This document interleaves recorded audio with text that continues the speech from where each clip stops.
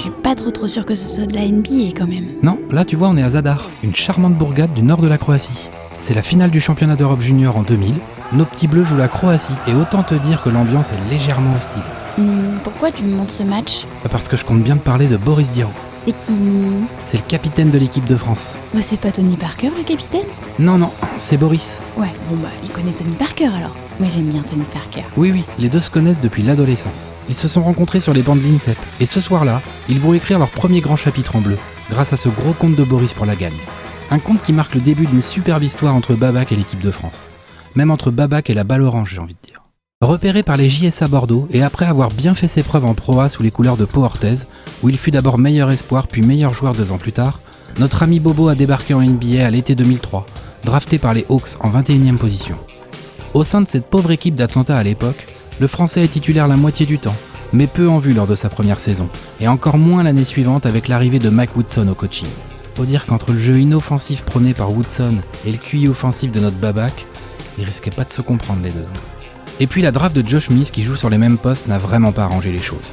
Pas une folle réussite donc cette arrivée en NBA, mais heureusement pour lui, Boris va être échangé contre Joe Johnson et va partir rejoindre Phoenix où les Suns de Mike D'Antoni l'attendent.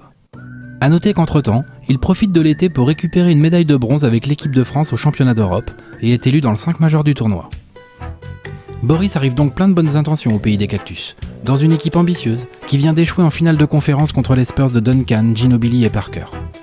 Tout va s'accélérer pour Babac. La blessure de Stoudemire et la confiance que lui voue Mr. Pringles le propulsent dans le 5 majeur après une dizaine de matchs. Le moustachu italien apprécie la polyvalence offensive de notre Frenchie et ses capacités défensives sur plusieurs types de joueurs. Il faut dire que Boris n'est pas un ailier comme les autres. Il est vraiment ce qu'on appelle un joueur all-around. Il sait tout faire sur un parquet. Il peut artiller à mi-distance comme à 3 points, ce qui permet d'étirer sérieusement les défenses quand il est aligné sur un des 2 postes intérieurs. C'est bien pratique ça. Il est très à l'aise au poste bas, où ses fondamentaux et son toucher sont dévastateurs lorsqu'il se décide à jouer agressivement et à marquer. Sa vision et sa technique de passe sont tout bonnement incroyables, et donnent au jeu de notre bobo national un style très inspiré, voire magic par moments. Ah bah ouais Boris, on t'a grillé, on sait qui c'est ton joueur préféré. Nous parlons ici d'un ailier largement capable de soulager son meneur et de permettre à toute l'équipe de construire différemment en passant par lui. Bref, Boris Diaw a du basket plein les mains. Son feeling pour le jeu est très au-dessus de la moyenne. C'est le joueur collectif par excellence. Et comme en plus il est capable de se faire violence pour défendre efficacement du poste 3 au poste 5, grâce à sa puissance, son sens du placement ou de l'anticipation, il me semble qu'on peut parler de joueur complet, non ? Pour sa première saison chez les Suns, Boris va s'éclater dans l'aile aux côtés du bondissant Sean Marion et avec le génial Steve Nash à la main. Bobo pèse dans tous les secteurs du jeu. Et le 31 janvier 2006, il devient le premier Français à effectuer un triple-double en NBA. C'était face aux Sixers, pendant une victoire tranquille des Suns, à laquelle il aura activement participé avec 14 points, 13 passes décisives et 11 rebonds. Il réussira en tout 4 triples-doubles lors de cette saison, ce qui lui vaudra un nouveau surnom, 3D ou 3D. Faut dire qu'il y a que LeBron James et Jason Kidd qui ont fait mieux cette année-là. Pas tout mal quand même. Avec des moyennes statistiques qui sont montées à plus de 13 points, 6 passes et presque 7 rebonds sur l'exercice, Boris Diaw est très logiquement élu joueur ayant le plus progressé. Le MIP comme on dit là-bas outre-Atlantique.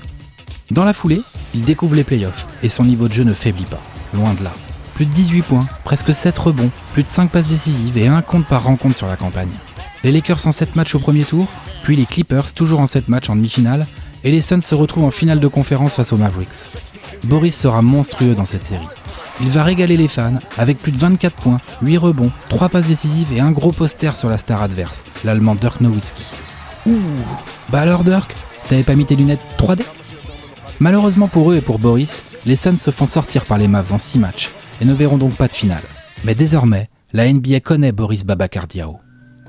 Et pendant l'été, toujours aussi fidèle, Babac va faire le mondial avec les Bleus, dont il est d'ailleurs nommé capitaine. Oui bon bah ça va, j'ai compris. Bon, on a fini 5e. Lors des 2 saisons suivantes, entre le retour en grande forme d'Amaré et l'arrivée en 2007 de Grant Hill qui devient le titulaire du poste 3, Boris Diaw se retrouve dans un rôle de 6e homme, qui sort donc du banc pour jouer en position d'ailier ou d'ailier fort, selon les situations, et son temps de jeu diminue légèrement.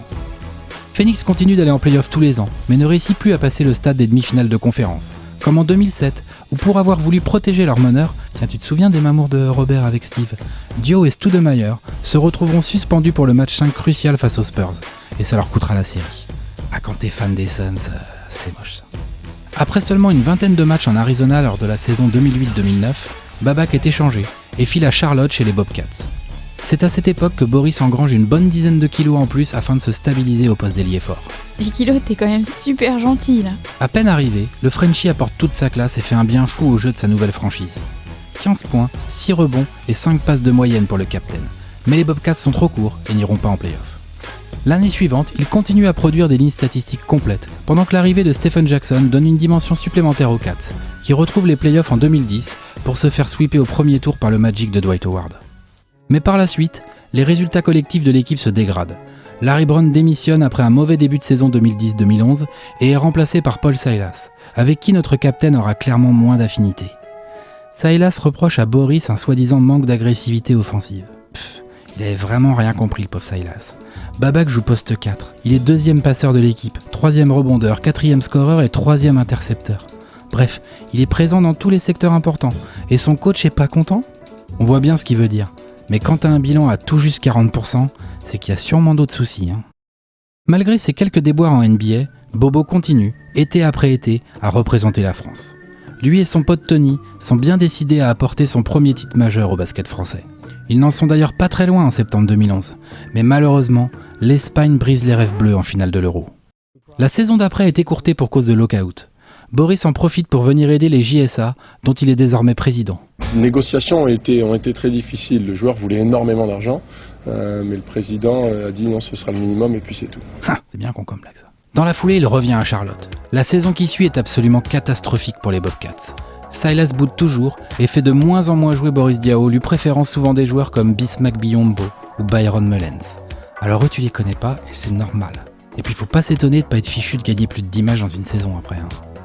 Le Français s'arrange alors avec sa franchise pour être libéré de son contrat. Et ce sont les Spurs qui flairent la bonne affaire en le faisant venir pour déjà finir la saison avec eux. Et pendant l'été 2012, San Antonio et Diaw se mettent d'accord pour un contrat de 2 ans. Mais il est pas allé en équipe de France cet été-là, ton fameux capitaine.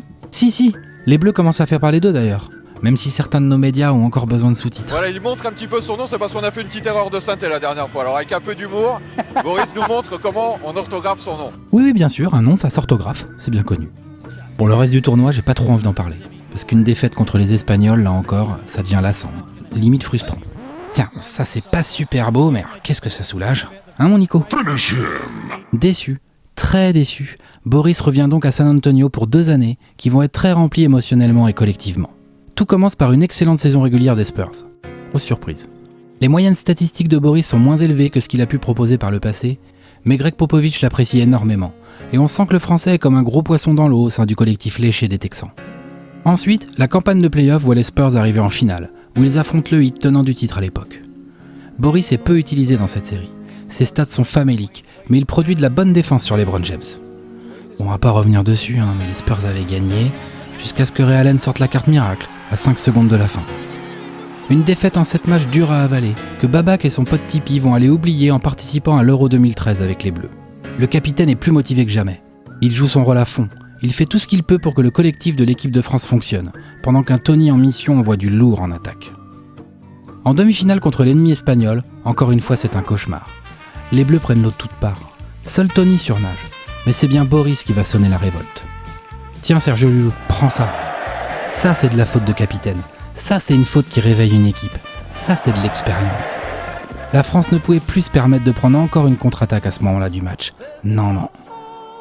La suite, on la connaît tous. Oh oui, on la connaît. On rentre au vestiaire mené de 14 points. Tony Parker nous sort un discours guerrier digne de Braveheart. Et les Bleus nous sortent la meilleure mi-temps de l'histoire du basket français. Une défense digne des plus grandes heures des Pistons, un Tony Parker absolument inarrêtable, Flo Pietrus qui se prend pour Reggie Miller, et l'Espagne trépasse. Bref, que du bonheur. Mais le capitaine en veut plus, et maintient ses troupes en alerte. Du coup, la Lituanie ne fera pas le poids en finale. Boris et Tony ont réussi l'impensable après 10 ans de dévotion. La France est sur le toit de l'Europe.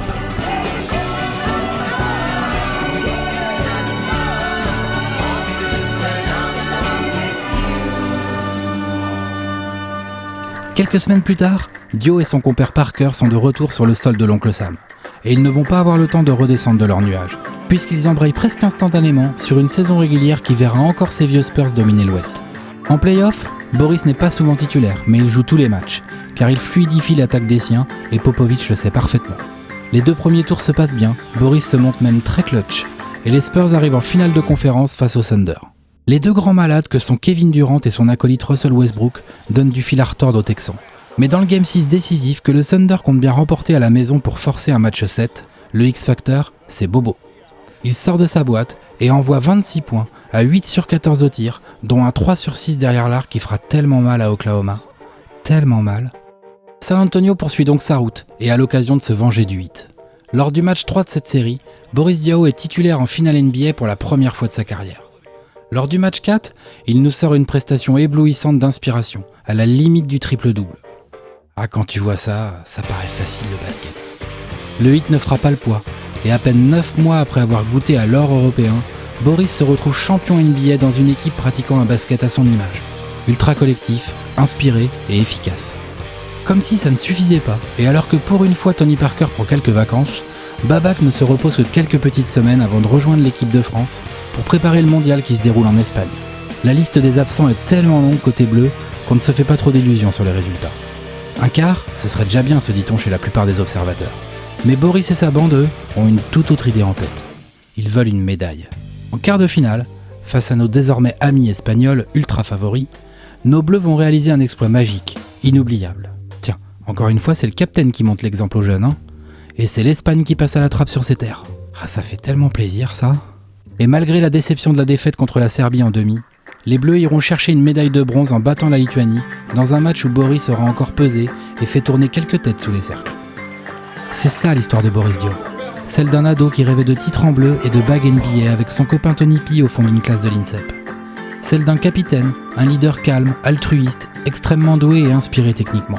Une histoire qui est loin d'être finie d'ailleurs, avec qui sait peut-être encore une grande saison des Spurs cette année, et la possibilité d'aller chercher une deuxième bague. Ça commence à avoir une sacrée gueule cette petite carrière.